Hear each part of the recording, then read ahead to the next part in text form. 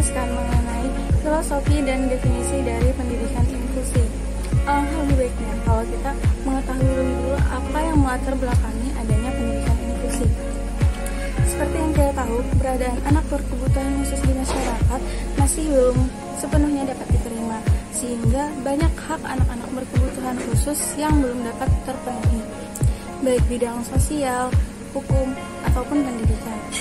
Pendidikan inklusi ini merupakan konsekuensi lanjut dari kebijakan Global Education for All atau pendidikan untuk semua yang dicanangkan oleh UNESCO tahun 1990 yang merupakan hasil dari konferensi dunia di Salamanca tahun 1994 yang kemudian dilanjutkan dengan Deklarasi Dakar tahun 2000 yang merupakan kerangka kerja untuk merespon kebutuhan dasar masyarakat yang menggariskan bahwa pendidikan harus dapat menyentuh semua lapisan masyarakat tanpa mengenal ras, agama, dan kemampuan potensi peserta didik.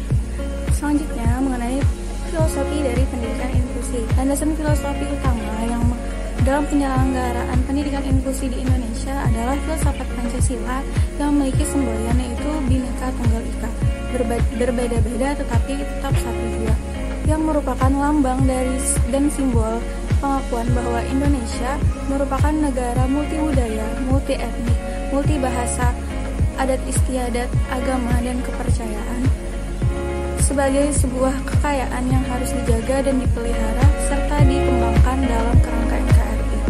Oleh karena itu, sistem pendidikan yang dikembangkan di Indonesia adalah pendidikan untuk semua atau education for all yang diperuntukkan bagi semua warga negara Indonesia tanpa terkecuali, sesuai dengan Undang-Undang Dasar 1945 tentang hak setiap warga negara untuk memperoleh pendidikan. Selanjutnya, definisi dari pendidikan inklusi. Nah, kata inklusi itu sendiri berasal dari bahasa Inggris inclusion yang berarti termasuknya atau pemasukan. Sedangkan pendidikan inklusi merupakan pendidikan yang menyamaratakan antara anak berkebutuhan khusus dan anak normal untuk belajar bersama di ruang lingkup yang sama, di mana setiap anak diterima menjadi bagian kelas, diakomodir dan direspon kebutuhannya sehingga setiap anak memiliki peluang dan kesempatan untuk mengembangkan potensi dirinya. Di dalam individu dengan segala keterbatasan dan kelebihan, di mana yang memiliki keterbatasan sering tersemayam keunggulan dan yang memiliki keunggulan sering bersemayam keterbatasan. Keunggulan dan keterbatasan peserta didik tidak bisa dijadikan alasan untuk memisahkan peserta didik yang memiliki keterbatasan atau keunggulan dari pergaulannya dengan peserta didik yang lainnya, karena dari pergaulan mereka memungkinkan terjadinya saling belajar dan saling memahami dan saling berbagi pengalaman, karena tidak ada makhluk di dunia ini yang diciptakan sempurna. Di sini saya akan menjelaskan mengenai konsep dasar pendidikan inklusif dan konsep keberagaman. Yang pertama, saya akan menjelaskan mengenai konsep dasar pendidikan inklusif. Nah, pendidikan inklusif merupakan perkembangan terkini dari model pendidikan bagi anak berkebutuhan khusus. Konsep mendasar dari pendidikan inklusif adalah selama memungkinkan, semua anak, termasuk anak berkebutuhan khusus, seharusnya belajar bersama tanpa memandang kesulitan dan perbedaan yang terdapat di dalam diri mereka. Pendidikan inklusif menekankan persamaan hak dan akses pendidikan. Dalam pendidikan inklusif, anak berkebutuhan khusus jika memungkinkan dapat ditempatkan di sekolah umum bersama dengan anak normal lainnya dan juga mendapatkan pelajaran mengenai cara memanfaatkan teknologi dan komunikasi untuk membantu perkembangan psikologi dan inteligensi mereka. Selanjutnya, saya akan menjelaskan mengenai konsep keberagaman. Nah, konsep keberagaman adalah saling menghargai setiap perbedaan dalam pribadi anak, baik yang mempunyai hambatan fisik dan mental maupun yang normal. Keberagaman itu menunjukkan sikap saling menghormati antara satu sama lain, karena manusia ditakdirkan dalam kondisi yang berbeda-beda. Pendidikan inklusif mempersiapkan siswa untuk masyarakat yang menghargai dan menghormati perbedaan. Pada kesempatan kali ini saya akan membahas mengenai konsep sekolah ramah anak. Nah, sehingga konsep sekolah ramah anak itu sendiri dapat didefinisikan sebagai program untuk mewujudkan kondisi aman, bersih, sehat, peduli, dan berbudaya lingkungan hidup yang mampu menjamin pemenuhan hak dan perlindungan anak dari kekerasan, diskriminasi, dan perlakuan salah yang lainnya. Selanjutnya, ada beberapa prinsip yang harus diterapkan untuk pembangunan dan pengembangan sekolah ramah anak ini. Yang pertama yaitu non-diskriminasi. Artinya, kita harus menjamin kesempatan setiap anak untuk menikmati hak anak itu sendiri dalam suatu pendidikan tanpa adanya diskriminasi berdasarkan gender, disabilitas, agama, suku bangsa, serta latar belakang orang tua itu sendiri. Nah, yang kedua yaitu kepentingan terbaik bagi anak. Artinya, kita harus senantiasa menjadi pertimbangan utama dalam semua keputusan dan tindakan yang diambil oleh pengelola kependidikan terhadap peserta didik. Yang ketiga yaitu kelangsungan hidup. Artinya, perkembangan atau menciptakan lingkungan yang menghormati martabat anak serta menjamin perkembangan si anak. Nah, yang keempat yaitu penghormatan terhadap pandangan anak. Nah, jadi terwujudnya suatu sekolah ramah anak ini tergantung dari lingkungan sekitarnya. Selanjutnya, kita akan membahas mengenai paradigma model medis dan model sosial. Jadi, paradigma adalah cara pandang orang terhadap diri dan lingkungannya yang akan mempengaruhi cara berpikir, bersikap, dan bertingkah laku. Jadi, model medis sering juga disebut sebagai model penyakit. Model ini merupakan pelopor dari pendekatan biologis. Model medis menyatakan bahwa abnormalitas atau ketidaknormalan adalah suatu penyakit yang ditimbulkan oleh berbagai penyebab dari dalam tubuh.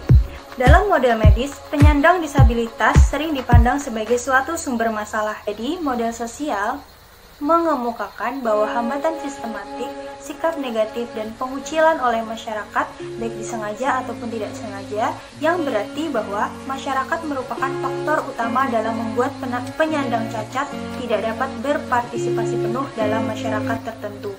Menurut model sosial, disabilitas seseorang itu disebabkan oleh masyarakatnya sendiri, bukan merupakan kesalahan seorang individu penyandang disabilitas tersebut. Contoh sederhana dari perbedaan adanya model sosial dan model medis ini yaitu jika seseorang yang tidak dapat menaiki tangga, maka model medis akan membuat individu itu secara fisik harus dapat menaiki tangga tersebut. Namun menurut model sosial, seorang disabilitas yang tidak dapat berjalan itu tidak harus menaiki tangga dengan jalan kaki, namun bisa juga diakses dengan kursi roda. Di sini saya akan menjelaskan tentang konsep masyarakat inklusi. Apa sih masyarakat inklusi itu? Nah, masyarakat inklusi adalah masyarakat yang menjamin keterlibatan, kesempatan yang sama, dan kemampuan setiap warganya untuk menetapkan aturan-aturan yang akan dipakai dalam interaksi sosial di masyarakat tersebut. Nah, konsep dari masyarakat seperti ini didasari oleh pandangan bahwa setiap manusia itu dilahirkan merdeka dan setiap manusia itu mempunyai hak dan martabat yang sama. Oleh karena itu, masyarakat inklusi ini akan mengesampingkan perbedaan di setiap warganya untuk tercapainya tujuan dari kehidupan bermasyarakat. Nah, adapun strategi pemberdayaan masyarakat inklusi yang dapat menciptakan ketahanan sosial bagi masyarakat berkebutuhan khusus diantaranya ada 4. Yang pertama, yaitu menciptakan lingkungan sekolah yang kondusif dengan menanamkan nilai-nilai untuk saling menghargai perbedaan, saling menghormati satu sama lain, menumbuhkan rasa kepedulian sosial antar masyarakat sekolah, dan adanya kerjasama atas dasar kesadaran bagi masing-masing siswa tersebut. Dengan adanya nilai-nilai seperti ini, maka akan tercipta keakraban antar siswa reguler dengan siswa yang berkebutuhan khusus, di mana siswa yang berkebutuhan khusus ini tidak akan merasa malu-malu atau merasa canggung lagi untuk berteman dengan mereka siswa yang normal. Yang kedua, menyatukan siswa-siswi berkebutuhan khusus dengan siswa-siswi reguler lainnya dalam kegiatan pembelajaran, sehingga siswa-siswi yang mempunyai kemampuan akademik di atas rata-rata akan membantu siswa-siswi berkebutuhan khusus ini. Dalam hal ini, siswa-siswi yang mempunyai kelambanan dalam belajar. Yang ketiga, mengikut sertakan atau memberikan kesempatan pada siswa-siswi berkebutuhan khusus untuk mengikuti berbagai kegiatan sekolah dan berbagai lomba dalam lingkup sekolah.